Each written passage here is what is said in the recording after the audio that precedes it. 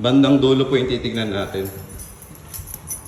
Ito na yung susi for actual viewing. So kapag mag-viewing kayo dito, makikita niyo yung actual unit.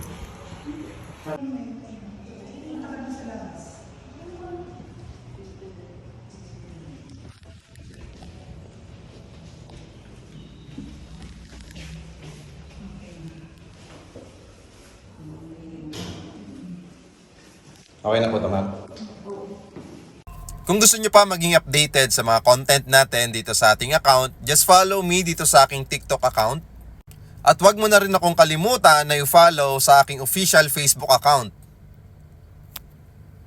Just follow me and message me dito sa aking TikTok account kung meron kang katanungan. Pwede mo rin akong i-message sa aking official Facebook account kung meron kang tanong. Maraming salamat po and God bless.